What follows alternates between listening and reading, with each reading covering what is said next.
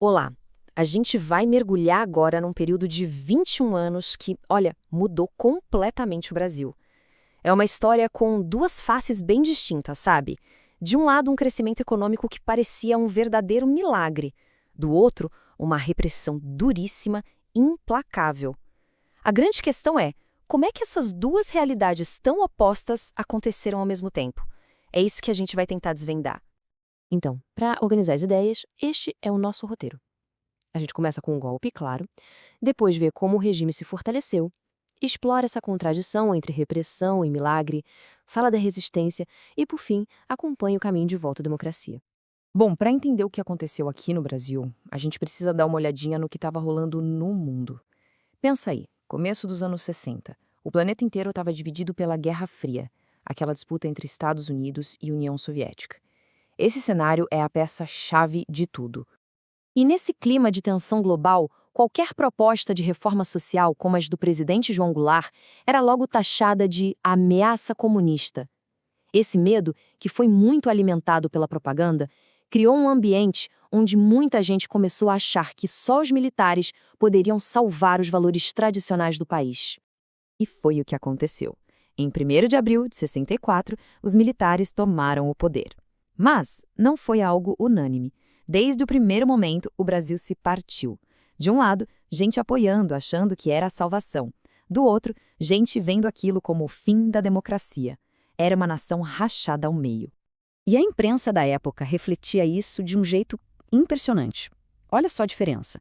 De um lado, um jornal super importante comemorando, falando que a nação estava de pé para defender as Forças Armadas. Poucos dias depois, outro jornal já estava alertando: ou o Brasil restaura a democracia, ou vai sofrer com uma ditadura. Duas manchetes, duas realidades completamente opostas. Com o poder nas mãos, o novo regime agiu bem rápido para se firmar. E não foi usando as leis que já existiam, não.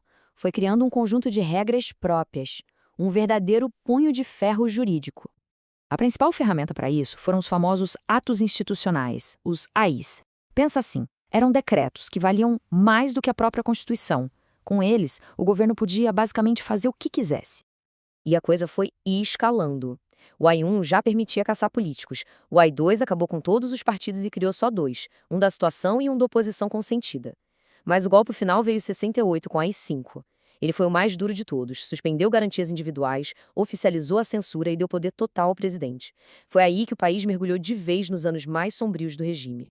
E para garantir que tudo isso funcionasse, o regime criou um órgão de inteligência, o SNI. Era como um olho gigante que vigiava todo mundo. Essa rede de espionagem se infiltrou em universidades, sindicatos, empresas, criando um clima constante de medo e desconfiança. E isso nos leva diretamente ao grande paradoxo daquela época, um período que ficou conhecido como Anos de Chumbo.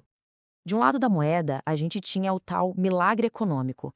A economia brasileira crescia a um ritmo alucinante. Chegou a 14% num único ano, em 1973.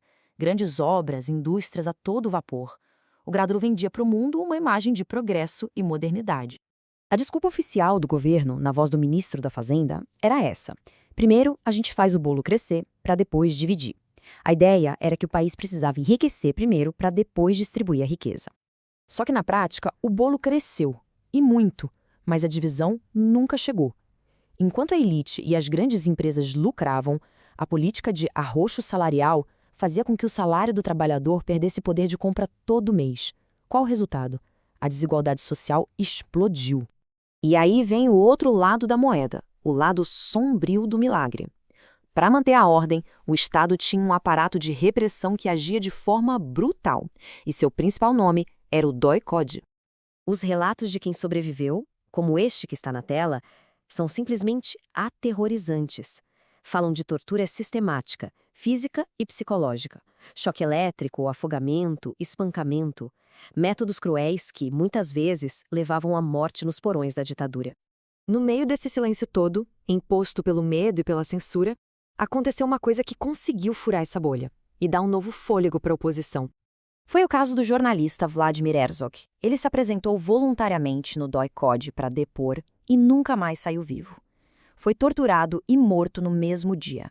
A versão oficial foi de suicídio e eles até forjaram uma foto, mas a história era tão absurda que ninguém acreditou. A morte dele gerou uma comoção gigantesca.